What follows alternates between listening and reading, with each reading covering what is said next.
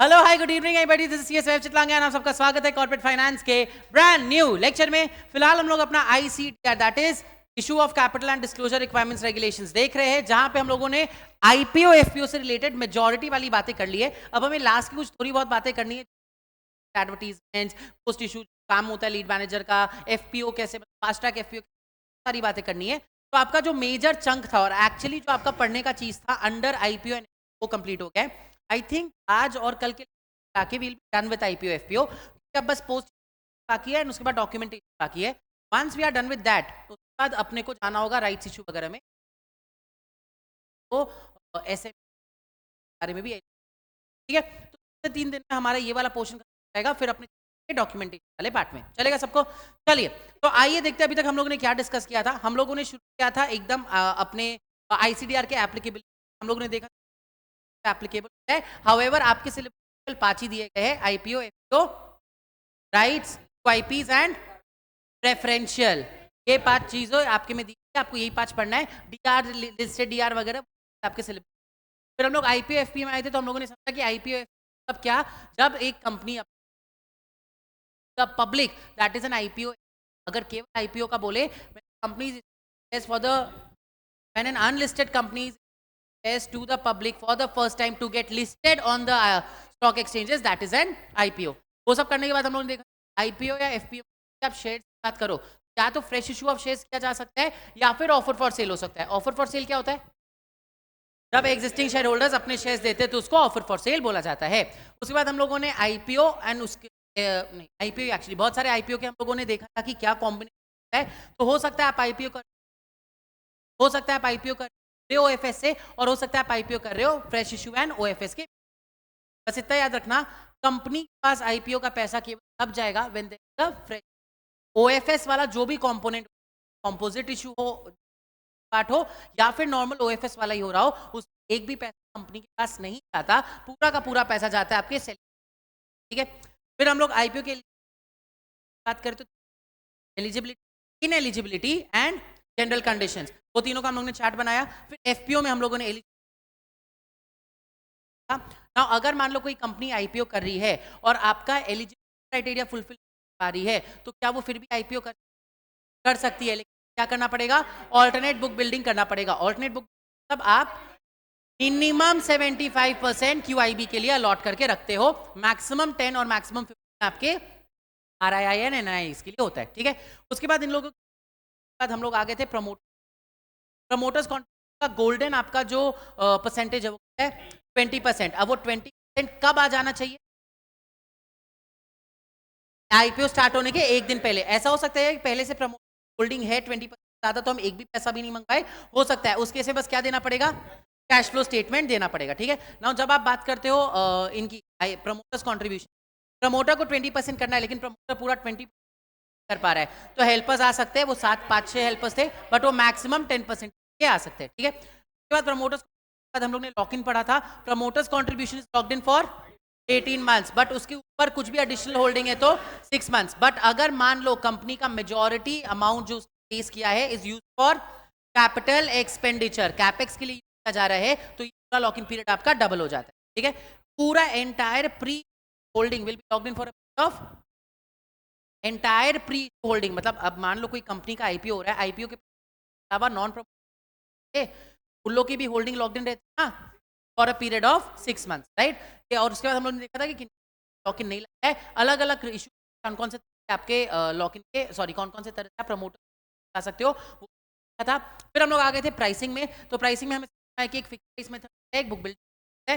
Fix price method में आप एक फिक्स प्राइस बता देते हो, बुक बिल्डिंग में आप एक फ्लोर प्राइस, कैप प्राइस बताते हो, एक प्राइस बैंड बताते हो। मिनिमम प्राइस बैंड का गैप कितना होता है? 105%, मैक्सिमम 120%। ठीक है। उसके बाद हम लोगों ने आ गए थे ऑफर डॉक्यूमेंट्स होते हैं, draft offer document and final prospectus in a book building process. Fix price method में ड्राफ्ट ऑफर डॉक्यूमेंट और प्रोस्पेक्टस। ठीक है। तो हम किस तरीके से आप सभी के पास जाते हो, सभी के पास कितने दिन का टाइम रहता है? 30 डेज का टाइम रहता है, वो अपने ऑब्जेक्शन है। उसके बाद हम लोगों ने देखा था पब्लिक से भी आप ऑब्जेक्शन आते हो, आप जिस दिन उसी दिन आप वेबसाइट्स पे अपलोड करते हो। 2 दिन के अंदर अंदर आप सारे न्यूज़पेपर से बताते हो लोगों को कि हमारा ड्राफ्ट ऑफर डॉक्यूमेंट जो चला गया है। फिर कितने दिन आके देते हैं? 21 डेज के अंदर पब्लिक अपना ऑब्जेक्शन लाके देता है, फिर वो सब चीज फाइनल करके आप या तो अपना red herring prospectus building process या फिर फाइनल प्रोस्पेक्टस का फिक्स प्राइस प्रोसेस आप जमा कर देते हो आरओसी के। Offer document, draft offer document देखने के बाद हम लोग पहुंचे थे डिफरेंशियल प्राइसिंग अलाउड है, वो अलग अलग लोग मैक्सिमम कितना गैप दे सकते हो, वो सब चीज़ उसके बाद हम लोग पहुंचे थे कि क्या होना चाहिए। तो आपका हम लोग को पता है वो अलग अलग 4 क्राइटेरिया थे। अगर अप टू 400 करोड़ है तो sorry up to 4000 up to 1600 crores 25%, 1600 crores to 4000 crores 10%, 400 crores है, above 4000 crores 10% and above 1 lakh crore 5% या 5000 करोड़, ठीक है। बट इसको आपको बढ़ा के अल्टीमेटली कितना लेके आना पड़ेगा, 25% लाना ही पड़ेगा, उसका टाइम लिमिट दिया गया नीचे, ठीक है। वो उसके बाद हम लोग आगे थे एलोकेशन। एलोकेशन बात करें तो book building process allocation maximum 50, minimum 50, minimum 35। Alternate book building में minimum 75, maximum 50, maximum 10। Anchor investor की बात करें तो उनको कितना तक दे सकते हो, 60% ऑफ क्यूआईबी वाला पोर्शन, टोटल का 60%, क्यूआईबी वाले का 60%, ठीक है। क्यूआईबी वाले पार्ट में 5% कंपल्सरी किसके लिए है, म्यूचुअल फंड्स के लिए रखना है। जब एचएनआईज या एनआई बात करें वहां पे आपके दो कैटेगरी में डिवाइड करते हैं, 1/3 और 2/3। 1/3 रखते हो किसके लिए, 2 lakhs टू 10 lakhs, और 10 lakhs के ऊपर के लिए बचा हुआ 2/3। 2 lakhs से नीचे वालों के लिए वो तो आरआईआई में आ जाएंगे तो उनका वहां पे हो जाता है, ठीक है। उसके बाद हम लोगों ने देखा था अगर फिक्स प्राइस मेथड वहां पे कितना, sorry allocation fix price method 50% के लिए आरआईआई के लिए और बाकी लोगों के लिए आप करते हो। फिर हम लोग आए थे reservation competitive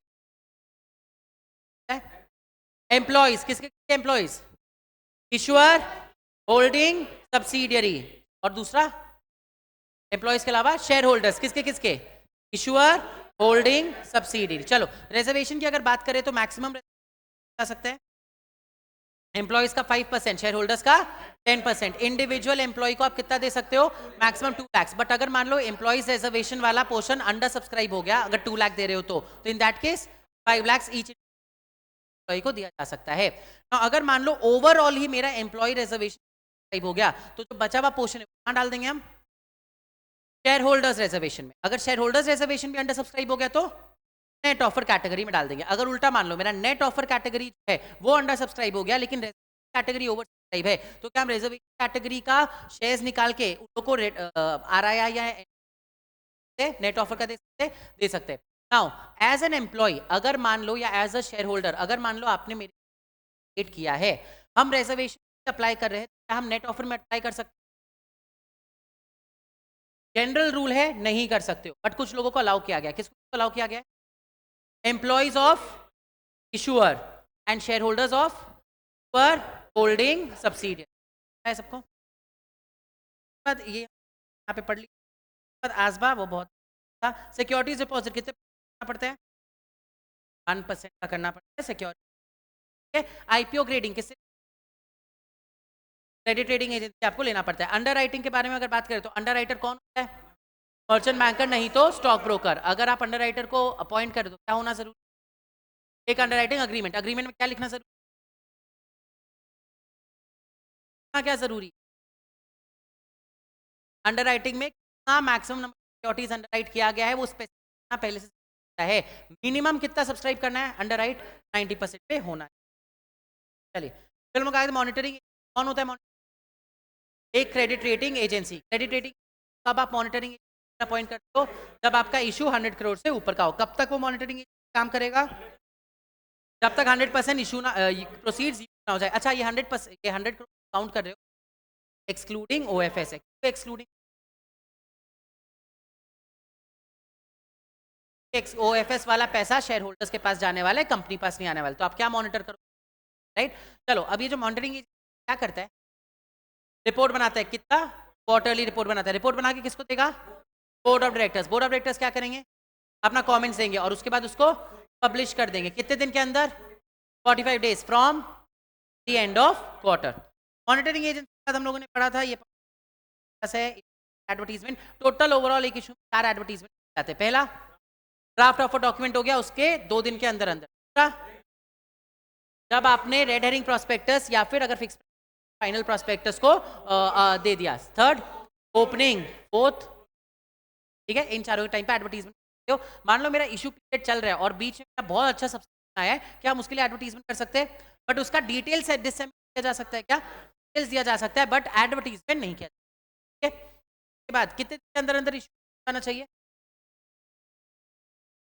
with in 12 months open हो जाना चाहिए from the date of comments from SEBI in a normal case. और अगर शेल्फ प्रॉस्पेक्टस तो विद इन 3 मंथ्स। आपका जो इशू 3 डेज, मैक्सिमम 10 डेज। अगर मान लो आपने प्राइस रिवाइज किया, प्राइस रिवाइज कर सकते हैं क्या? रिवाइज करके अपवर्ड या डाउनवर्ड? डाउनवर्ड। तो रिवाइज किया तो आपका इशू पीरियड आगे बढ़ जाएगा, but in any case maximum 10 days. अगर मान लो बैंक का स्ट्राइक हो गया, एनएससी का, तो भी 3 दिन आगे आपका बढ़ जाएगा। मिनिमम सब्सक्रिप्शन कितना आना चाहिए? 90% का। कौन से टाइप के इशू? ओएफएस। ओएफएस से हमें फर्क पड़ेगा कितना मिनिमम है, उसका लॉजिक सबको समझ आया? ठीक है, चलो नाउ मिनिमम सब्सक्रिप्शन आपका जितना भी रहे, इवेंचुअली आपको जाके 20 पोजीशन कैपिटल का पड़ा हुआ है। अगर मान लो मिनिमम आया तो फिर क्या करना पड़ेगा? रिफंड। 4 डेज के अंदर रिफंड करना पड़ेगा। ठीक है, अच्छा, मिनिमम सब्सक्रिप्शन वैल्यू वाइज 90% है, नंबर वाइज? नंबर वाइज कितने इन्वेस्टर्स आने चाहिए? मिनिमम 1000 इन्वेस्टर्स आने ही चाहिए, तो आपका ये रिपीट वो फंड करना पड़ जाएगा। चलिए, अब जितने भी लोग हैं वो कैसे अप्लाई करते हैं हमें एलोकेशन का बस एक नॉर्मल बता दो। एलोकेशन, तो मिनिमम एलोकेशन कितने का होना चाहिए? एक लॉट का। हम एलोकेशन का बात कर रहे हैं, मिनिमम एलोकेशन एक लॉट का होगा ही होगा। 20 एक लॉट 20 का। आपका लॉट साइज कैसे डिफाइन करेंगे आप लोग? Minimum lower cap should be over 10,000, upper cap should be under 15,000। ठीक है, तो 10,000 से 15,000 के बीच में आपका पड़े एप्लीकेशन, आपको लॉट का साइज बनाना है। कभी भी किसी को भी अलॉट करोगे तो मिनिमम अलॉटमेंट कितने का होना चाहिए? या तो जीरो अलॉट करो, मतलब एकदम जैसे टाटा टेक्नोलॉजी नहीं हुआ, हमको पता था नहीं होने वाला है क्योंकि अच्छा आईपीओ है, मेरे भाई को हुआ, मेरे को नहीं हुआ।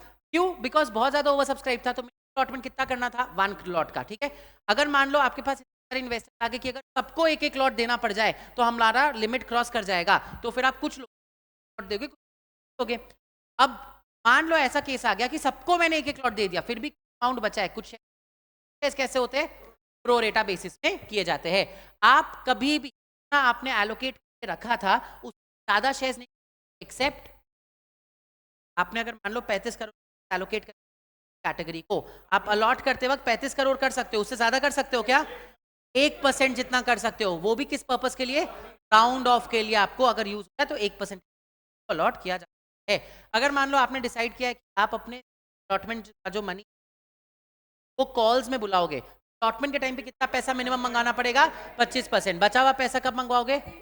With in 12 months. बट अगर कौन अपॉइंटेड है तो ये सकता, अगर मॉनिटरिंग एजेंसी अपॉइंटेड है तो 12 महीने के आना ये जरूरी नहीं था। हाँ हाँ, अगर मान लो मैंने आपसे कॉल मंगाया, आपने टाइम पे कॉल नहीं दिया, तो फिर आपने पहले जितना भी पैसा दिया था वो फोरफीट हो जाएगा, शेयर्स फोरफीट हो जाएंगे, आप बैठे रहिए। समझ में आया सबको? अलॉटमेंट, अच्छा मान लो 4 दिन के अंदर रिफंड करना होता है, 4 दिन के अंदर रिफंड नहीं किया तो 3% per annum rate of interest के हिसाब से अपने को चलना पड़ेगा। इतना हम लोगों ने आईपीओ के बारे में अभी है रिवाइज कर रहे हैं। आईसीडीआर इज वेरी इंपॉर्टेंट, तब उसको हर 15 बार भी रिवाइज, तब अभी एक बार, फिर 15 दिन बाद एक बार, फिर 15 दिन बाद एक बार आईसीडीआर।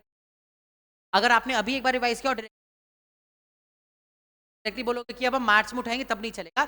एक बार 2-3 बार ऐसे 15 गैप में रिवाइज आईसीडीआर पक्का हो जाएगा। ठीक है, चलिए, अब हम लोगों ने देख लिया कि किस तरीके से एप्लीकेशन होता है, किस तरीके से एलोकेशन होता है। हम एक आज ना जब सुबह गाड़ी चलाते हुए आ रहे थे तो मेरे को ना बहुत बग करता है, अगर कोई मैथ समझ बोला नहीं समझा, हम याद करके चलेंगे, तो हम अलग अलग तरीका सोचते जा सकता है कि एलोकेशन सोच के भी आए, बट वो आज आया ही नहीं। कल हम लोगों ने जो सम किया था, जो सेकंड वाला सम था, उसमें हम लोग क्या पढ़ा था? आपके टोटल एप्लीकेशन आए थे 2 लाख लोगों, एंड आप कितनों को अलॉट कर सकते? 1,75,000। अच्छा, अब यूनिटरी बोले तो आईना का भी यूनिटरी मेथड, ये क्या होता है? तो फर्स्ट टाइम सुना क्या? फॉर एवरी लाख एप्लीकेशन आपने अलॉटमेंट कितना, यहाँ तक क्लियर है सबको? जितने 2 लाख एप्लीकेशन 1,70,000 अलॉटमेंट हो। तो अगर हम लोग बोल दे कि एप्लीकेशन अलॉटमेंट कितना, क्रॉस मल्टीप्लाई करोगे तो कहाँ चल जाएगा? 1,70,000। ये समझा सबको? क्रॉस मल्टीप्लाई करते हैं ना आपने, तो एवरी 2 लाख के लिए 1,75,000, तो वन एप्लीकेशन अलॉटमेंट्स होंगे 1,75,000 अपॉन 2 lakhs। अगर मान लो एक एप्लीकेशन का अलॉटमेंट कितना 1,70,000 था,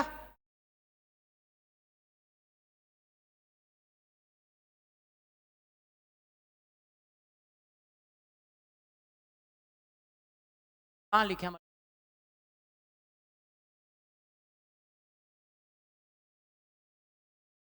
फॉर एवरी अलॉटमेंट हो वन एप्लीकेशन अलॉटमेंट हो एप्लीकेशन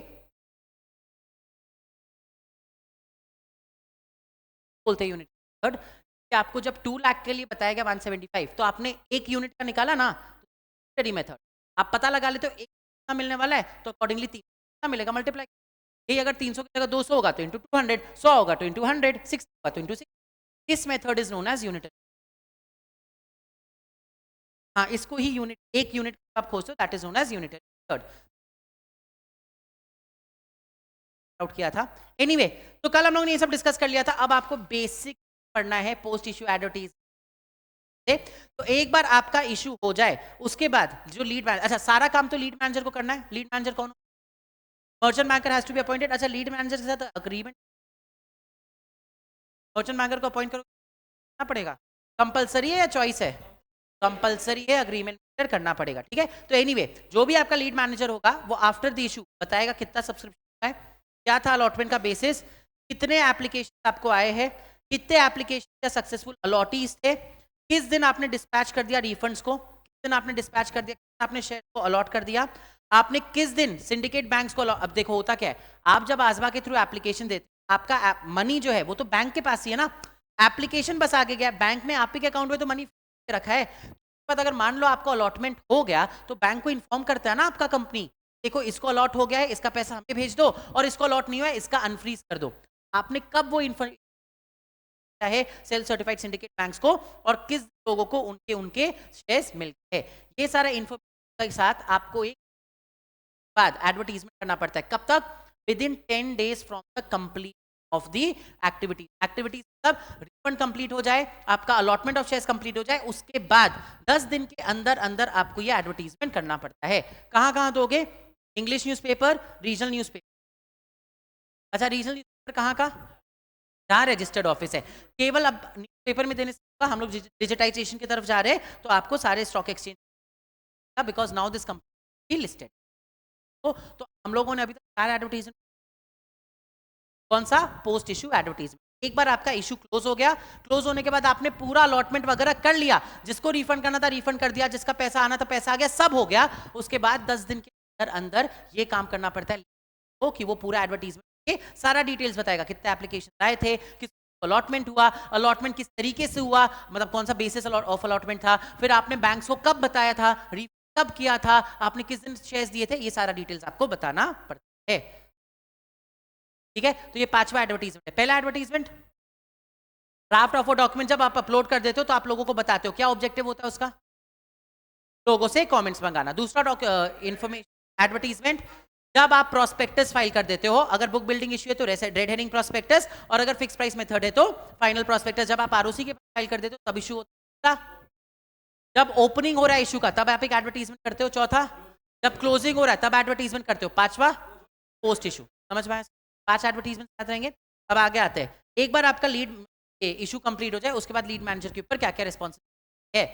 ये बहुत ही बेसिक सा लिस्ट है, आप लोगों को पता होगा, बट एक बार फिर सबसे पहले तो याद रखना, मैनेजर जब तक इशू कंप्लीट ना हो जाए तब तक उसके ऊपर रहेगी। इशू कंप्लीट होना मतलब proper refund, proper allotment, proper credit और इन द डीमैट अकाउंट सब होना चाहिए, उसके बाद ही उसका काम खत्म हो। अच्छा, अगर मान लो मैंने आईपीओ किया, आईपीओ के लिए दिवांशु को एज माई लीड मैनेजर रखा, ठीक है, मेरा लिस्टिंग सब हो गया, उसके बाद भी क्या दिवांशु में बैठा रहेगा? लिस्टिंग हो गया, उसके बाद भी दिव्यांशु बैठा रहेगा क्या एज द मैनेजर? तो हम तो आपको बोले थे ना कि सेबी को जब कंपनी से बात करना हो बैंकर के कॉर्पोरेट एक्शन से बात करना होता है, तब आपको मर्चेंट बैंकर चाहिए। नहीं तो आप क्या बोल रहे हो? अगर आप बोल रहे हो कि हर लिस्टेड बात करने के लिए बैंकर रखना पड़ेगा, दैट मींस इंडिया में जितनी लिस्टेड एंटिटीज है everybody will have to appoint a merchant banker. Not right, right? आपके जो मैनेजर है उसका काम कब तक होता है? लिस्टिंग। मतलब एक बार क्लोजिंग हो गया, सब चीज खत्म हो गया, आपने अलॉट वलॉट कर दिया, वहीं पे लीड मैनेजर का काम खत्म हो जाता है, बिकॉज आपने उसको अपॉइंट ही किया था फॉर इशू मैनेजमेंट। यहाँ पे इशू कंप्लीट हो गया ना, आपका एक बार लिस्टिंग स्टार्ट हो गया, इशू कंप्लीट हो गया वहां पे, तो लीड मैनेजर का काम भी खत्म हो जा रहा है। बहुत लंबा लिस्ट है, तो हाईलाइट हाईलाइट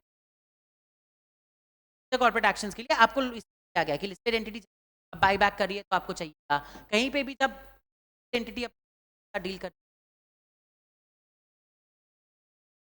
वो तेरे को तो पता होगा, बोले कि हाइलाइटर यूज। चलो एवरीबॉडी, पहला responsibility of lead manager shall continue until completion of the issue. ठीक है, अब आपके हो सकता है आईपीओ के दौरान।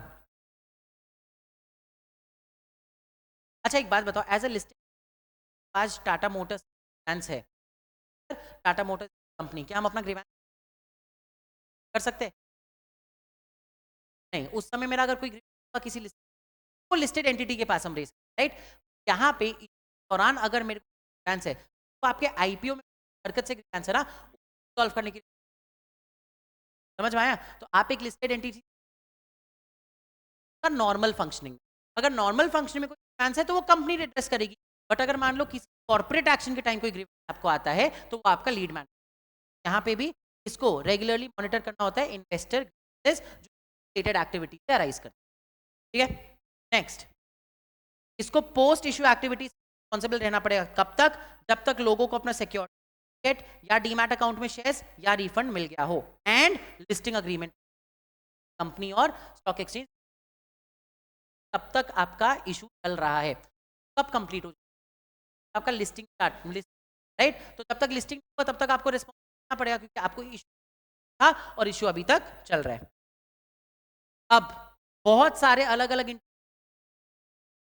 सारे इंटरमीडिएट के साथ कोऑर्डिनेट करने के मैनेजर की, तो लीड मैनेजर को इंश्योर करना होता है कि वो कार्ड्स है, बैंक है। अब आपके इंडिया में इतने सारे सिंडिकेट बैंक्स है, अब हो सकता है हम एचडीएफसी के पास जाके अप्लाई किए, आप किसी के पास जाके अप्लाई किए, आप किसी के पास जाके अप्लाई किए, तो हर एक बैंक से प्रॉपर्ली सारा एप्लीकेशन आना, उनको पता चलना कि आपके यहाँ से कौन कौन लोगों को मैंने अलॉट किया है, ये सारे इंटरमीडिएट के साथ पूरा कोऑर्डिनेट करने है आपके लीड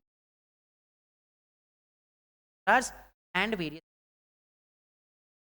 ठीक है, अब अगर मान लो मैनेजर की बात करें तो चैप्टर 7 वहां पे हम लोगों ने क्या पढ़ा था कि सेबी हर जगह नहीं हो, मर्चेंट बैंकर को रख, राइट? तो मर्चेंट बैंकर जब भी कोई बात कर रहा होता है वो सेबी के पॉइंट ऑफ व्यू से बात कर रहा होता है, सेबी के लिए रिस्पॉन्सिबल है। अगर आपने कुछ गड़बड़ किया है, सेबी सबसे पहले मर्चेंट बैंकर को, राइट, यहाँ पे मर्चेंट बैंकर को बोल खोरी।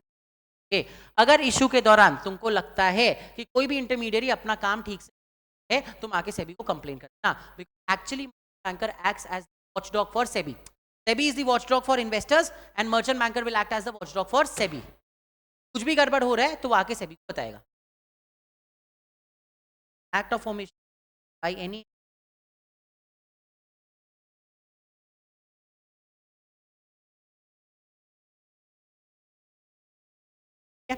अब मान लो आपने अपने एक अंडर राइटर को अपॉइंट किया, ठीक है, अंडर राइटर को अपॉइंट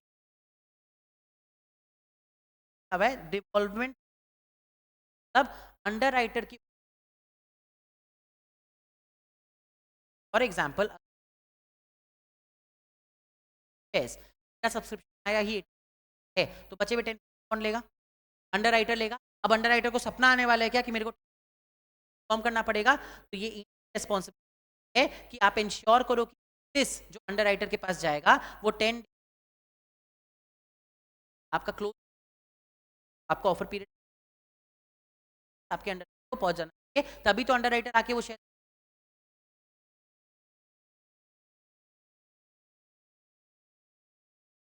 और भी तो मैं बाकी लोगों को भी तो है। और अगर मान लो कोई हम लोगों ने अगर लीड 4 और लोगों के साथ अंडर और इन चारों ने अपनी मर्चेंट बैंकर को करना ही पड़ेगा रिस्पॉन्सिबल, तो वहां पे तो हम लोगों ने और कर दिया कि चलो ठीक है, अगर मान लो बाकी के 4 लोग अपनी रिस्पॉन्सिबिलिटी नहीं भी करते तो भी आपका मर्चेंट बैंकर रिस्पॉन्सिबिलिटी का, बट बताना पड़ेगा ना कि इन 4 लोगों ने अपनी तो वो रिस्पॉन्सिबिलिटी लीड मैनेजर के ऊपर। तो ये बोला गया है कि अगर मान लो अंडर राइटिंग का ऑब्लिगेशन आया, बाकी लोगों को नोटिस भेज देना 10 दिन के अंदर, सब लोग अपना अपना ऑब्लिगेशन हिसाब से शेयर खरीदेंगे। मान लो कोई ऐसा इंसान है जो अपने ऑब्लिगेशन हिसाब से शेयर नहीं खरीदता, पहली बात तो एज द लीड मैनेजर तुम, लेकिन तुम उसको ऐसे नहीं छोड़ोगे, तुम उसके बारे में जाके वो कंप्लेन कर मैनेजर जाके है कि अगर किसी अपने है मैनेजर के ऊपर ऑब्लिगेशन तो आ गया कि तुमको सब्सक्राइब करना पड़ेगा, तो my issue will not have a problem, वो इशू प्रॉपर होगा, अब प्रॉपर्ली सब रहेगा। बट आगे जाके ये बंदा ऐसा ना करे, इस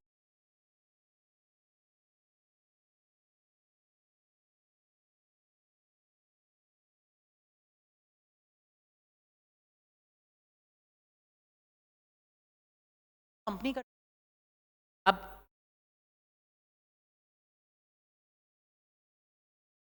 अगर आप ये सोच आजकल सारा इन्फॉर्मेशन बाहर ही है, राइट, बट एक कंपनी दैट अगर हाँ, तो भी अंडर खबर मिल जाएगी कि है, but has to be a communication company ना। अलग है कि जैसे तुम अपना अलॉटमेंट फाइनल कर लो जाएगा कि अंडर राइटिंग का जाएगा ही जाएगा, बट चलो यहाँ तक रीड कर लो। पॉइंट ऑफ पास है आपके stock broker, merchant bankers, transfer bankers,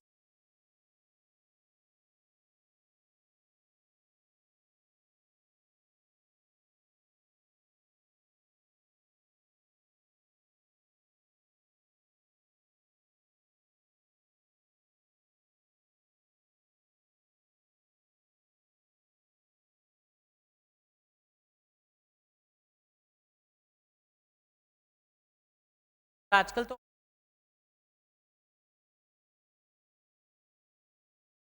है बाइट सर। चलो आगे चले, नेक्स्ट है रिलीज ऑफ सब्सक्रिप्शन।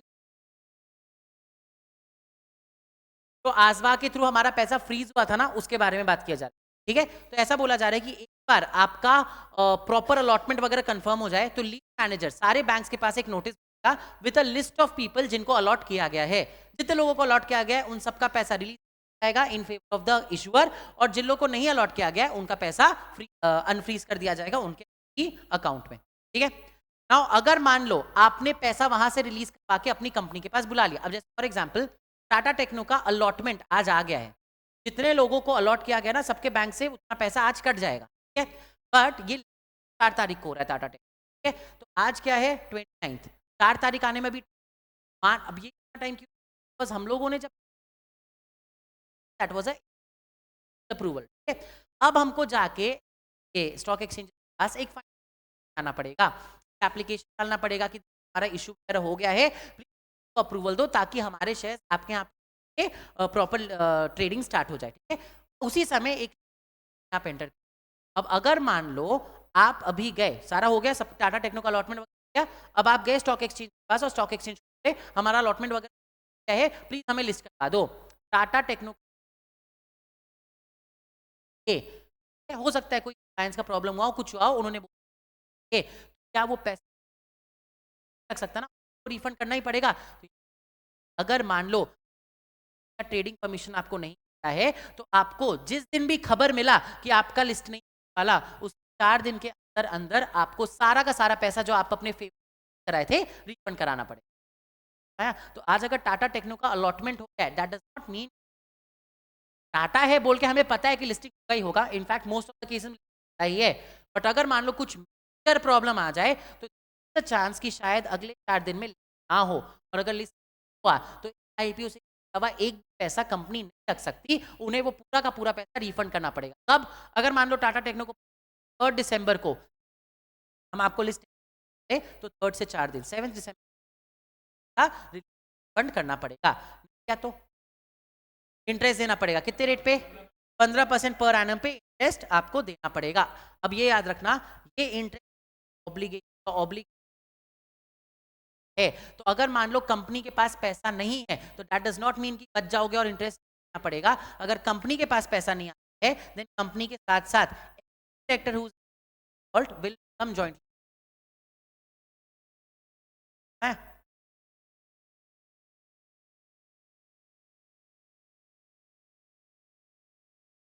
वाला पार्ट बोलता है एक बार आपने अलॉट कर दिया, अलॉटमेंट के बाद लिस्टिंग है। अब अलॉटमेंट लिस्टिंग कैसे 3-4 दिन का टाइम लगता है। आप टाटा टेक्नो का देखो ना, 9 नवंबर को अलॉट हुआ, 4 दिसंबर, ठीक है। अब ये टाइम है बीच, अब आपने अभी तक लिस्ट आपने बस स्टॉक एक्सचेंज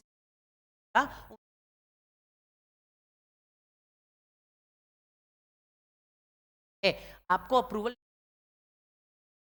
तो अलॉट कर दो, उसके बाद जाओ। तो अब टाटा टेक्नो सारा इन्फॉर्मेशन जब उनको ओके अप्रूव, तब जाके मान लो इस दौरान कुछ है और लिस्ट मना कर दिया, आप ये जो अलॉट आपको ये पूरा आपको इन्फॉर्मेशन वाला है उस 4 दिन के 100% क्लास देखे थे IRED है 80%।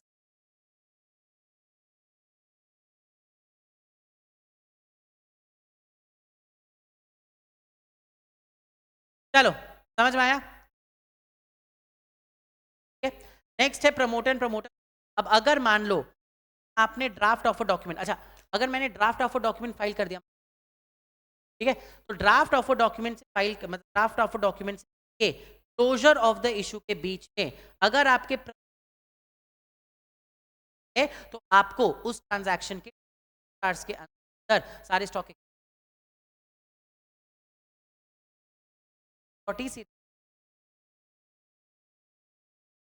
आया। तो अगर मान लो आपके ड्राफ्ट ऑफर डॉक्यूमेंट के क्लोजर ऑफ इशू कोई भी शेयर बेचा है तो वो जाएगा और बताएगा स्टॉक को कितने ट्रांजैक्शन हुआ है उससे के अंदर।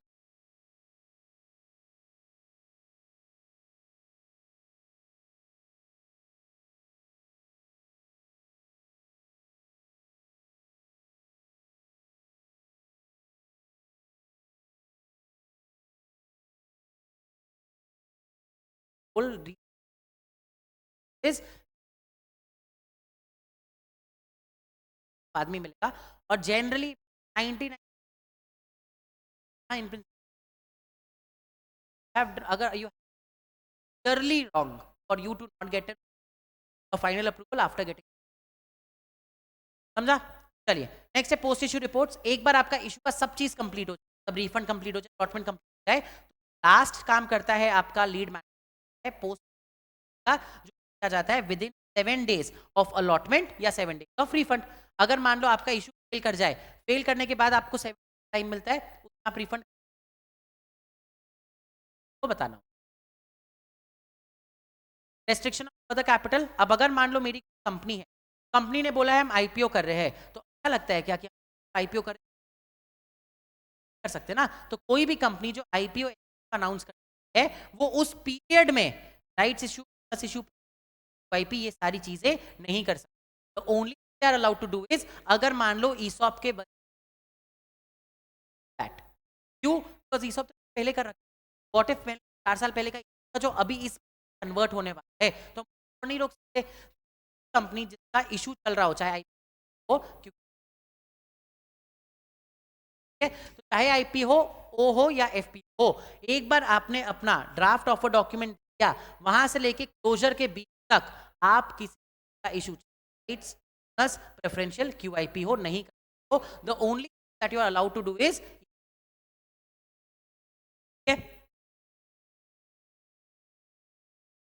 फास्ट ट्रैक इशू करो, ऑफर डॉक्यूमेंट फाइल किया है तक, और अगर ड्राफ्ट ऑफर डॉक्यूमेंट दिया कि फास्ट ट्रैक में आपने बोला from the date of filing of offer document the date of and normal. Fast track में हम आपको पहले ही बताया ड्राफ्ट का होता ही नहीं है। फास्ट ट्रैक में आप डायरेक्ट फाइनल ऑफर डॉक्यूमेंट देते हो और इश्यू स्टार्ट कर देते हो। Normal case draft offer document है तो ड्राफ्ट ऑफर डॉक्यूमेंट जहां तक रीड मोटी अपना आईपीओ है, हमारा आईपीओ है खत्म। अब इसके बाद आपको अलग अलग टॉपिक्स पढ़ने हैं। फास्ट ट्रैक एफपीओ एब्सोल्यूट आपको, फिर एग्जिट अपॉर्चुनिटी पर आपका आईपीओ एफपीओ हो जाए उसके बाद अगर मान लो कम या तो आपको एग्जिट अपॉर्चुनिटी पड़ेगा, वो पढ़ना है, एंड डॉक्यूमेंटेशन। आईपीओ का जो मेजर अपना आईसीडीआर था वो है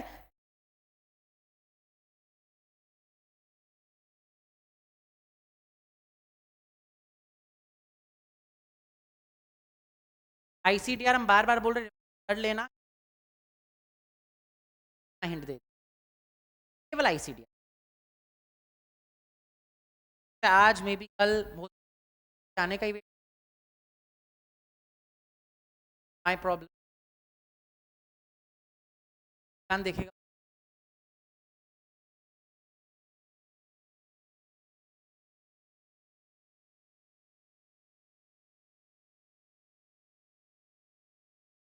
अभी 80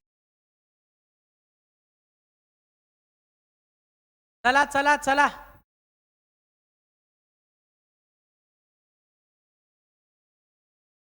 फिर से भी घटिया है इसका तो।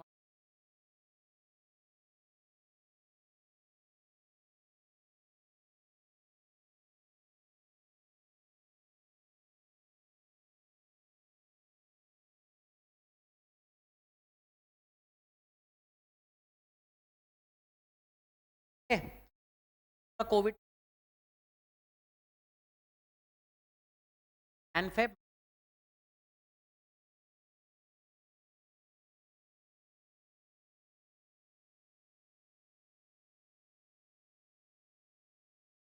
मैराथन ले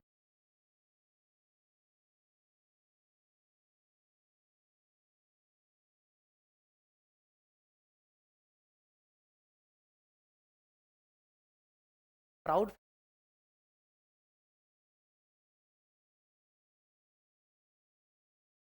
लोकल बात नहीं।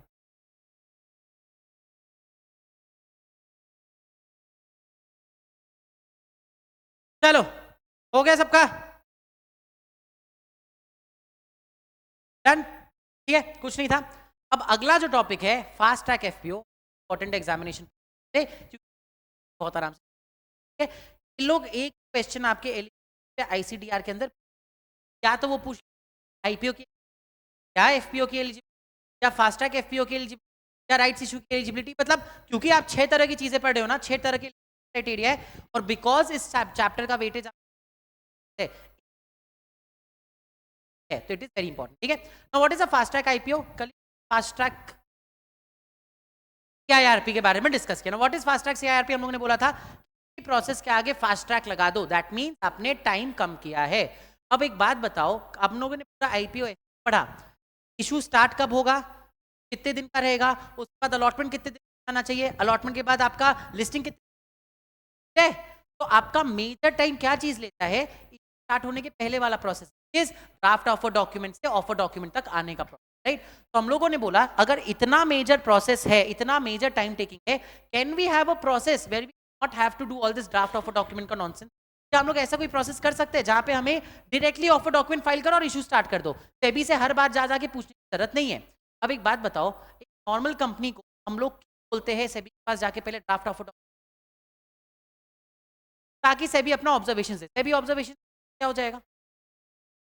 रिस्की है। रिस्की क्यों है? बिकॉज हमें नहीं पता सामने वाली कंपनी ने अपने ऑफर डॉक्यूमेंट में क्या डाल के रखा है, वो कितना लॉ कंप्लायंट कंपनी है, कितना क्या है। ठीक है, तो हम लोगों ने बोला कि देखो अगर आप सोच भी रहे हो कि सेबी से बिना ऑब्जेक्शंस लिए रिप्रेजेंट ऑफर डॉक्यूमेंट देने का, तो हम आईपीओ में करने देंगे ही नहीं। फास्ट ट्रैक आईपीओ भी हो सकता था, बट आपने फास्ट ट्रैक आईपीओ अलाउ ही नहीं किया, आपने फास्ट ट्रैक एफपीओ अलाउ किया कि वो उस समय तक अनलिस्टेड है। आईपीओ कौन सी कंपनीज करती है? जो अनलिस्टेड है। हम आज तक सेबी के किसी रेगुलेशन से गवर्न नहीं हो रहे हैं और आप मेरे को बोल रहे हो कि सेबी से बिना हम रिप्रेजेंटेशन जाके ऑफर कर दे, नॉट अलाउड, कर नहीं सकते। एफपीओ में हम फिर भी एक बार सोच सकते हैं अलाउ करने का, क्यों? बिकॉज वो कंपनी लिस्टेड है, मतलब वो एलओडीआर के अंदर बंधी हुई ऑलरेडी। ठीक है, तो अगर आप मेरे को इतना सा दिखा दो कि एलओडीआर कंप्लाइंट होगी वो कंपनी, तो शायद हम अलाउ भी कर देंगे, क्योंकि वो फॉलो कर रही है ना, सेबी का बनाया हुआ लॉ फॉलो कर रही है, तो सेबी को उस पे विश्वास है। बट कोई कंपनी जो फर्स्ट टाइम लिस्ट हो विश्वास नहीं है, फास्ट ट्रैक आईपीओ हो ही नहीं सकता। अगर फास्ट ट्रैक की बात करो तो समझ में आया? ठीक है, तो हम लोगों ने बोला चलो ठीक है, आईपीओ आप मत कराओ, एफपीओ तो करा दो।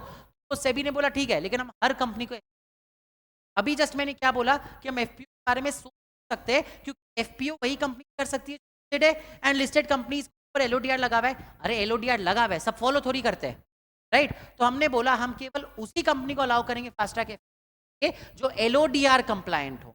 तो एलओडीआर के अंदर एक भी कंप्लायंस नहीं कर हो, तो सेबी ने फिर ठीक है आप बताते जाओ, तो सेबी ने एक लंबा लिस्ट दिया है ऑफ ऑल द क्राइटेरिया जो कि करना पड़ेगा अगर वो फास्ट ट्रैक जाती है। ठीक है, छोटा मोटा लिस्ट नहीं, एक्चुअली काफी लंबा लिस्ट है, और अगर आप एक बार देख लो कि क्या क्या क्राइटेरिया है, तो यू विल रियलाइज सेबी ने इतना ज्यादा इसको एयर टाइट कर दिया, इतना ज्यादा वाटर टाइट कर दिया है कि अगर कोई भी कंपनी सारी क्राइटेरिया, वहां पे के आसपास किसी स्कैम का वेरी वेरी लेस चांसेस की गड़बड़ होगा।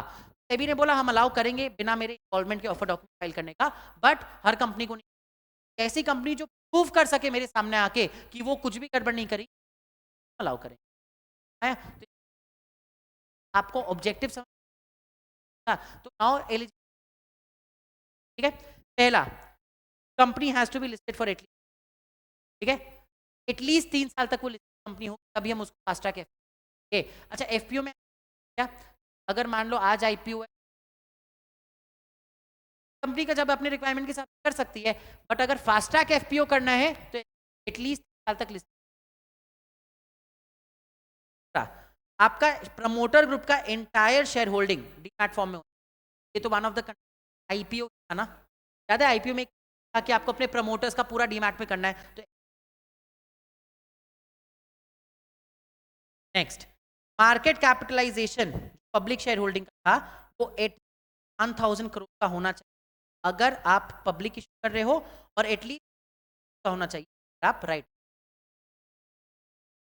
ठीक है। तो market capitalisation 1,000 crore public issue, और एटलीस्ट राइट इशू के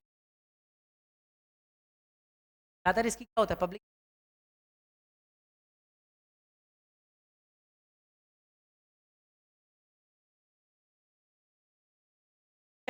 नेक्स्ट है trading, what is a trading,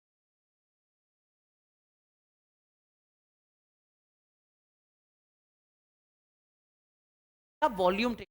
अब अगर मान लो कि कंपनी का 1000 शेयर्स थे स्टॉक एक्सचेंज, अब ऐसा तो नहीं 1000 के 1000 शेयर्स खरीद, राइट, तो आपके कितने शेयर्स खरीद गए हैं, कितने ट्रांजैक्शन हुआ है उस पर बोला जाता है, राइट। 1000 शेयर, ऐसा नंबर ऑफ शेयर्स के हिसाब से जाओ तो कंपनी के बहुत सारे शेयर्स, राइट।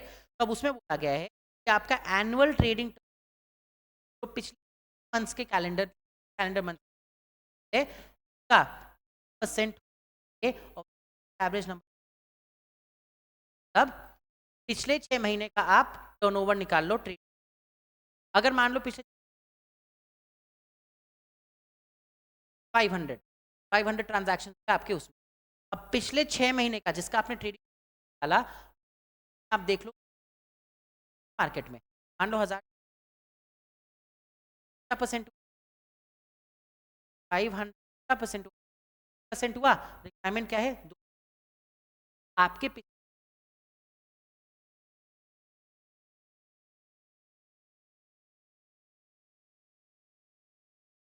बिक्री। नेक्स्ट, अब ये क्या बोलता है, नॉर्मल अपना minimum 25%, but there are certain companies का इनिशियल पीरियड में 25% कम हो सकता है, 10 से ऊपर या 5 से ऊपर हो सकता है ना। तो अगर मान लो आपकी कंपनी है का 15% से कम है पब्लिक शेयरिंग, वहां पे आपका एनुअलाइज टर्नओवर आप देखोगे percent of the weighted average number age का मतलब कंपनी का कल 10,000 शेयर इधर इधर इधर कंपनी का 10,000 शेयर्स क्या पूरे लॉक्ड इन होंगे? शेयर्स ऐसे इन्वेस्टर्स ने होल्ड करके रखा होगा एक अग्रीमेंट के अंदर कि अगले 5 साल तक हम डाले। मान लो इसमें आपके 4,000 शेयर्स लॉक्ड इन थे, ठीक है, और 2500 शेयर्स ऐसे थे जो अग्रीमेंट के तहत आपने बोल के रखा था कि आप 5 साल तक नहीं purposes, but agreement lock in करके, और 1000 शेयर्स ऐसे थे जिन पर अभी केस चल रहा था जो कोर्ट ने बोल रखा है कि आप ट्रांसफर नहीं, तो टोटल शेयर्स में से ट्रांसफर नहीं, 7,500, मतलब कितने शेयर्स ट्रांसफर हो सकते हैं? 2,500 ही हो सकता है ना, 2,500 शेयर्स ही आप कर सकते हो जाता है। कोर्ट मतलब दो shares which are eligible to be that period, समझ में आया? तो आपको बोला गया है नॉर्मल केस क्या है, जो आपका टोटल नंबर ऑफ शेयर्स था उसका 2% ऑफ ट्रेडिंग टर्नओवर दिखा दो पिछले में, हमारा कंडीशन। बट अगर आपका पब्लिक शेयर होल्डिंग 15% से कम है तो पिछले में आपको 2% ऑफ फ्री ट्रेडिंग का। पहले नॉर्मल केस मान लो 10,000 मेरा शेयर्स था, नॉर्मल केस में मेरे को 10,000 का 2% दिखाना पड़ता, 1000 का 2% होता है 100, तो नॉर्मल केस में 200 का ट्रेडिंग दिखाना पड़ता। बट अगर मान लो मेरा पब्लिक शेयर कम है तो मेरे को फ्री फ्लोट बेसिस पे उसका 2% दिखाना पड़ेगा, फ्लोट बेसिस में, राइट, रखा गया पब्लिक शेयर कम होगा ना, हम लोगों ने बोला अगर पब्लिक शेयर कम है तो आप फ्री फ्लोट बेसिस दिखा दो कि 2, बट नॉर्मल केस में जहां पब्लिक शेयर पर है, सॉरी 15% पर है, तो आपको दिखाना पड़ेगा ओवरऑल इक्विटी।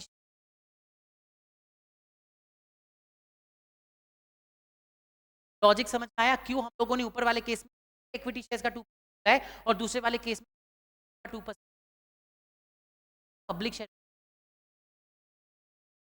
हाँ,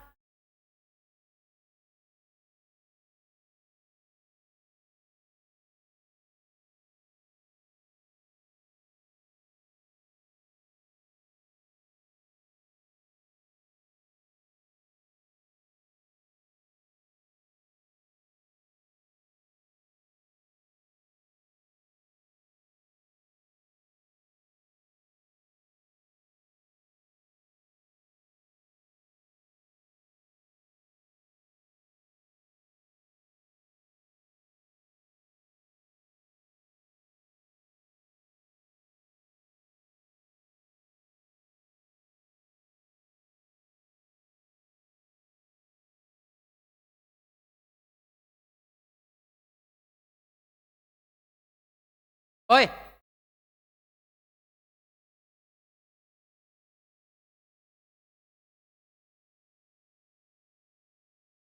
everybody will stand up. No, हम भी खड़े होके पढ़ाएंगे, चलो चलो चलो एवरीबडी स्टैंड अप।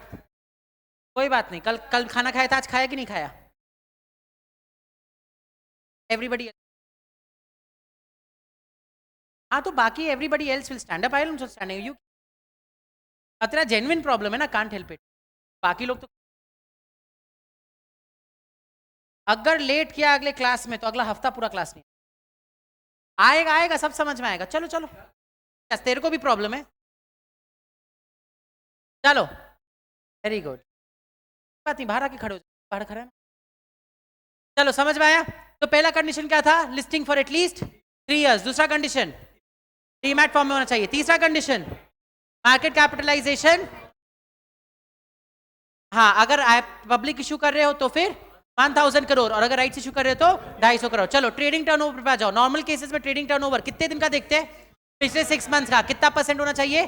2%। बट अगर मान लो पब्लिक शेयर होल्डिंग किससे कम है? 15% से कम है, तो पिछले 6 महीने में 2% ऑफ फ्री फ्लोट, ठीक है। अब नेक्स्ट है डिलीवरी बेस्ड ट्रेडिंग। अब ये क्या आ गया? तो देखो डिलीवरी बेस्ड, अब आप मार्केट में 2 तरह का ट्रेडिंग करते हो, एक इंट्राडे करते हो, एक डिलीवरी बेस्ड करते हो। अब जब अभी तक वाला हम लोग जो बात कर रहे थे ना, वहां पे ट्रेडिंग टर्नओवर के लिए आप इंट्राडे एंड डिलीवरी बेस्ड दोनों ऐड करते हो। तो मतलब जितने ट्रांजैक्शंस हुए, चाहे इंट्राडे हुआ हो चाहे डिलीवरी बेस्ड हुआ हो, वो 2% होगा तो मेरे को चलेगा। नेक्स्ट वाले के लिए आप बोलते हो पिछले 6 कैलेंडर मंथ्स में delivery based trading should at least 10 months the past 6 calendar month. तो डिलीवरी बेस्ड ट्रेडिंग आपका एटलीस्ट 10% होना चाहिए इन द पास्ट 6 मंथ्स। मैं सबको उसके बाद नेक्स्ट वाला बहुत सिंपल है, आपको दिखाना पड़ेगा कि पिछले साल में आपने एलओडीआर के साथ प्रॉपर्ली कंप्लाई किया। अच्छा एक बात बताओ, पिछले साल में एलओडीआर के साथ कंप्लाई किया है, उसके पहले कंप्लाई नहीं किया तो चले हम लिस्टिंग करना चाहिए। मान लो मेरी कंपनी 10 साल से लिस्टेड, मैंने 7 साल पहले कुछ बहुत मेजर नॉन कंप्लायंस किया था, बट उसके बाद पिछले 3 साल में सब चीज प्रॉब्लम है क्या? कोई प्रॉब्लम नहीं है, कर सकता है। हम लोगों ने मौका दिया, आपकी कंपनी ने पास्ट में जो किया हमें फर्क नहीं पड़ता, रिसेंट पास्ट में कुछ गड़बड़ नहीं होना चाहिए। तो पिछले 3 साल में आपको एलओडीआर कंप्लायंट हो ये दिखाना पड़ेगा। अब इसमें हम लोगों ने पहले भी एक जगह पढ़ा हुआ है एलओडीआर कंप्लायंट होना चाहिए, वहां पे एक्सेप्शन क्या था? अगर मान लो बोर्ड कॉम्पोजिशन से रिलेटेड कोई भी नॉन कंप्लायंस हुआ है तो आपको बस इतना दिखाना है कि इस क्वार्टर में आप फाइल कर रहे हो, उसके पिछले वाले क्वार्टर में आपने ठीक कर लिया था, सेम अप्लाई। अगर मान लो बोर्ड कॉम्पोजिशन रिलेटेड पिछले साल आपका कुछ गड़बड़ हो गया था तो वो वायलेशन हुआ ना, बट उसको हम लोग कंसिडर करते हैं। बोर्ड कॉम्पोजिशन हम लोग देखते हैं कंप्लायंस, तो हम लोग कब का देखते हैं? क्वार्टर में आप फाइल कर रहे हो उससे जस्ट एक क्वार्टर पहले, अगर उसमें आपने बोर्ड कॉम्पोजिशन ठीक रखा है तो मान के चलेंगे आप एलओडीआर कंप्लायंट हो विद बोर्ड कॉम्पोजिशन। बाकी सबका पूरा 3 साल चेक किया। नेक्स्ट, अगर इन्वेस्टर कंप्लेंट्स आए तो आपको ये दिखाना पड़ेगा कि आपने एटलीस्ट 95% इन्वेस्टर को अभी तक ठीक से वो क्या बोलते हैं एड्रेस कर लिया है, ठीक है। आपके अगेंस्ट एक भी शो कॉज नोटिस पेंडिंग नहीं हुआ होना चाहिए। आपके अगेंस्ट सब कंपनी के अगेंस्ट भी, प्रमोटर्स के अगेंस्ट भी और उसके होल टाइम डायरेक्टर्स के अगेंस्ट भी, ठीक है। दोनों के अगेंस्ट कोई भी शो कॉज नोटिस हुआ होना चाहिए, ठीक है। पेनल्टी से रिलेटेड है तो हम उसको एक्सक्लूड कर देंगे, पेनल्टी से प्रॉब्लम नहीं है। Other show cause notice penalty से सब है वो नहीं, समझ में आया सबको? चलो ये 5 पॉइंट्स पढ़ो फिर आगे बढ़ते हैं। चार पॉइंट्स कर शो कॉज नोटिस छोड़ दे, मेरे को भी 100 कॉल्स आते हैं रैंडम नंबर, केवल घर वालों का फोन हो। चलो हाँ, क्या शो कॉज नोटिस का हम बोले कि जो भी आपका डायरेक्टर होता है, होल टाइम डायरेक्टर, कंपनी और प्रमोटर, उनके अगेंस्ट कॉज नोटिस होना चाहिए। कौन से वाले प्रोसीजर अलाउड है? अगर पेनल्टी वो चलता है कॉज नोटिस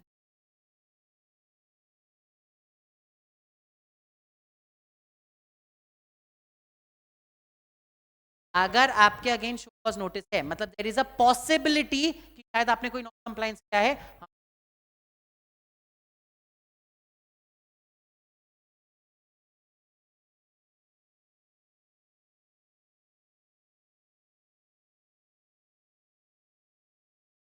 है वो डेट यहाँ पे आपने डेट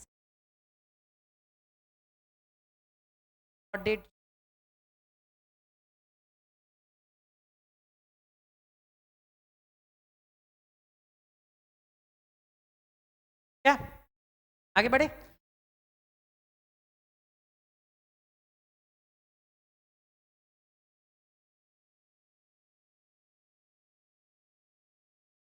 खुद रटना है, ठीक है। Next, no alleged violation. अब इसका मतलब क्या है? देखो सेबी लॉज के अंदर ना नॉर्मल में आप लोगों ने एक बात सुना है, compound. What is compound? Voluntary admission of guilt by the accused. किन केसेस में कंपाउंडिंग? तो फाइन और इम्प्रिजनमेंट मतलब क्या होता है? सिविल या क्रिमिनल?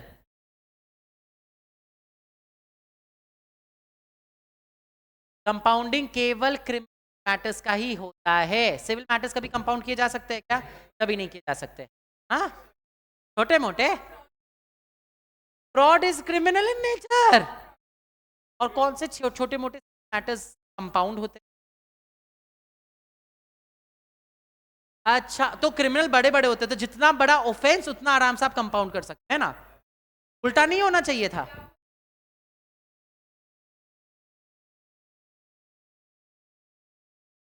आ रहे हम उसमें आ रहे हैं, पहले कंपाउंडिंग का ही बात कर लेते हैं। तो नॉर्मल केस में कंपाउंडिंग की अगर बात करो, सम ऑफेंस कंपाउंडेबल ऑफेंसेस, सम ऑफेंसेस नॉन कंपाउंडेबल, ठीक है। लॉ ही डिसाइड करता है कि कौन से ऑफेंस कंपाउंड किए जा सकते हैं, कौन से ऑफेंस कंपाउंड नहीं किए जा सकते हैं। सिविल केसेस कंपाउंडिंग का बात ही नहीं आता, क्यों? बिकॉज सामने वाली पार्टी जो आपको पनिश करने वाली है वो गवर्नमेंट है, वो स्टेट है। तो स्टेट ने बोला कि चलो ठीक है, अगर तुम गिल्ट एक्सेप्ट कर रहे हो और कोई बहुत बड़ा मैटर नहीं है तो हम कंपाउंड कर देंगे। बट सिविल मैटर्स में सामने स्टेट मैटर्स में सामने पार्टी होती है, अब दूसरी पार्टी मानेगी तो सिविल मैटर में हम लोग का कंपाउंडिंग नाम का कुछ होगा। तो अगर दूसरी पार्टी को मनाना ही है तो तुम आउट ऑफ कोर्ट, बात खत्म हो, राइट। अब ये सारा चीज पूरे इंडिया में हर लॉ के ऊपर अप्लाई करता है कि मैटर्स कैन बी कंपाउंडेड। अब यहाँ पे आके हम लोग ने लॉ बनाया, तो सेबी लॉ में हम लोगों ने वायलेशन है कुछ वायलेशंस को क्रिमिनल रख दिया, कुछ वायलेशंस को आपने सिविल रख दिया। अब क्रिमिनल वायलेशंस तो आपके कंपाउंड हो सकते हैं, तो वहां पे कंपाउंडिंग एप्लीकेशन आता था। But what about civil violations? हम लोगों ने अंडर सेबी लॉ काले के लिए, जैसे कंपाउंडिंग होता है ना, सिविल के लिए हम लोगों ने वैसे ही कॉन्सेप्ट है जिसको हम लोग है सेटलमेंट। पर पहले एकदम आरसी सब चीज के ऊपर, तो अब वो उसको बता दिया गया है। बट इन एनी यहाँ पे यही बोला गया है कि अगर मान लो आपने पिछले साल में ने प्रमोटर ने या प्रमोटर ग्रुप ने या डायरेक्टर ने तरह का सेटलमेंट किया है सेबी के साथ। अब देखो एक बात बताओ, कभी भी अपने अच्छा आके कंपाउंड या सेटल ताकि वो रिकॉर्ड में ना ही होता है। अच्छा ऐसा कभी होता है क्या कि आपको अगर फाइन 5,000 लगने वाला था, आपने कंपाउंड करा लिया तो fine, fine is always more than, sorry settlement fee या compounding fee is always more than the fine. भाई आप पैसा ज्यादा देना अगर आपको पड़ रहा है तो क्या हुआ कंपाउंड करने का? कंपाउंड करने का फायदा होता है कि आपके रिकॉर्ड, सेटलमेंट का फायदा होता है आपके रिकॉर्ड। तो यहाँ पे अगर हम एक ऐसा क्लॉज डाल देते, साल में तुमने सेटलमेंट किया है तो हम तुमको किसी भी से ये फास्ट ट्रैक करने नहीं देंगे, क्या फायदा होता मेरे और में तुम चढ़ा ही रहे ना अल्टीमेटली। तो हमने बोला नहीं, अगर तुमने पिछले साल में सेटलमेंट किया है that is not an in qualification, आप फास्ट ट्रैक कर सकते हो, आपको बस उसका डिस्क्लोज ना तो करवाई हम। तो अगर आपने पिछले साल में किसी है तो आपको उसका प्रॉपर डिस्क्लोज करना पड़ेगा इन द ऑफर डॉक्यूमेंट। क्यों हम लोगों ने यहाँ डिस्क्लोजर और क्यों इसको एज अ डिस्क्वालिफिकेशन कंपाउंड क्यों ही करता है? एक तो ज्यादा पैसा दिया भी, प्लस उसके वजह से आपने बोल दिया तुम fast track FPO, does not make sense. तो आपने बोला कि बस इसका डिस्क्लोजर डिसिप्लिनरी मेजर्स आपका ऐसा पिछले साल में ऐसा कभी नहीं हुआ होना चाहिए कि सेबी या स्टॉक एक्सचेंज में आपके शेयर्स का लिस्टिंग पेंड होना एंड पूरा ही बंद हो जाना, दो अलग अलग बातें होती है। पूरा बंद हो गया तो बात ही खत्म हो गई, बट ऐसा भी नहीं हुआ,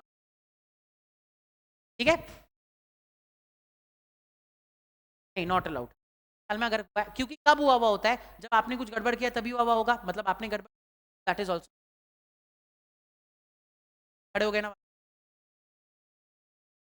नो, नेक्स्ट आपको ये दिखाना पड़ेगा कि मर्चेंट बैंकर इश्यूअर और उस सबके बीच कॉन्फ्लिक्ट ऑफ इंटरेस्ट नहीं है, बैंकर है। एंड लास्ट पॉइंट है वो है ऑडिट क्वालिफिकेशन के बारे में। अगर मान लो आपने अपना साल में वो कराया था, क्या बोलते हैं, ऑडिट कराया था, मान है तो आपने जब ऑडिट कराया था तो उसमें आपको कुछ ऑडिट क्वालिफिकेशन, अच्छा हम लोग कितना बात करें, तो अगर पिछले साल में आपको किसी का qualification, what is an audit qualification, negative remarks नहीं और ऑडिट रिपोर्ट, ठीक है। तो अगर ऑडिटर ने बोला कि नहीं गलत है वो गलत है, अगर पिछले साल में ऐसा कुछ आया है तो इन दैट केस आपको उस पर्टिकुलर मांग में रख के एक, और अगर मान लो ऐसा तरह का रिमार्क आया है कि आप रीस तो आपको फिर तो ऐसा इस पर्टिकुलर मार्क हमें मिला था and we have not been able finance, इतना अगर आप करोगे तब जाके आप एक जा सकते हो फास्ट ट्रैक, तब everything except the offer document. आप ड्राफ्ट ऑफर डॉक्यूमेंट वगैरह करते ही नहीं हो, डायरेक्ट ऑफर डॉक्यूमेंट को लेकर आगे बढ़ जाते।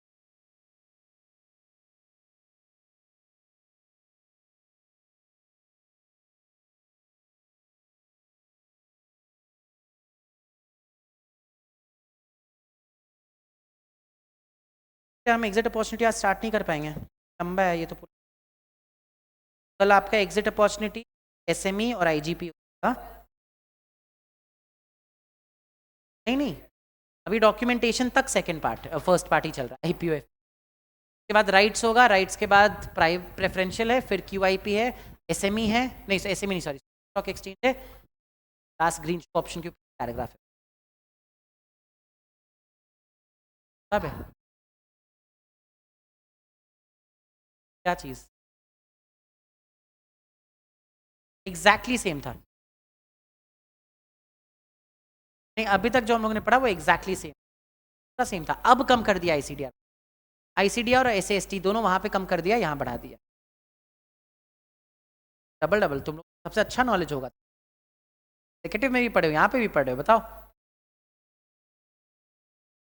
हाँ, कहाँ पे? Exactly word to word same है। द ओनली थिंग जो तुम लोग वहां पे तुम लोग क्योंकि फर्स्ट टाइम पढ़ रहे थे ना, तो इसलिए अपने को लगता है कि भाई इतना सारा है। अभी वही सेम चीज यहाँ पढ़ रहे हो।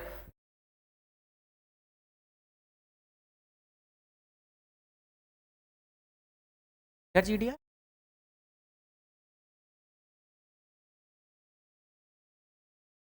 तो हम लोगों ने फर्स्ट डे देखा ना कि आपके सिलेबस में 5 है, देखा तुम वो लेक्चर, एप्लीकेबिलिटी वहां पढ़ा था।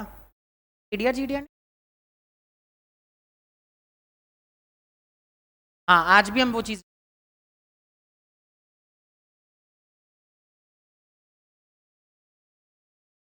ठीक है, चलो डन हो गया सबको, ठीक है। अब एक काम करना, बस ये जो जगह दिख रहा है ना इसके नीचे, इतना समय क्या ही चार्ट बनेगा, ये ऑलरेडी चार्ट फॉर्म में। हाँ, एक काम करो तुम लोग, क्या कर लेना, अब जैसे मार्केट कैपिटलाइजेशन में क्या है अपना, पब्लिक के लिए 1000 करोड़ और राइट्स के लिए 250 करोड़, ऐसे यहाँ पे लिख लेना। तो आपके नंबर्स है वो यहाँ लिखते जाना। हाँ, बस उतना ही करना है अपने को, तो अपना चार्ट वैसे ही रेडी हो जाएगा, ठीक है। वेरी गुड, चलो समझ आया। तो आज का लेक्चर को फिर यहीं पे अपने करते हैं खत्म। आज थोड़ा छोटा लेक्चर हुआ आपका, 1 ही घंटे का हुआ है, बट ठीक है, बीच बीच में ऐसे चलता रहेगा, सही है। चलो ठीक है, तो आज का लेक्चर को यहीं पे करते खत्म। आप सबसे मिलेंगे हम कल सेम टाइम सेम प्लेस, तब तक के लिए हंसते रहिए, खुश रहिए, धन्यवाद।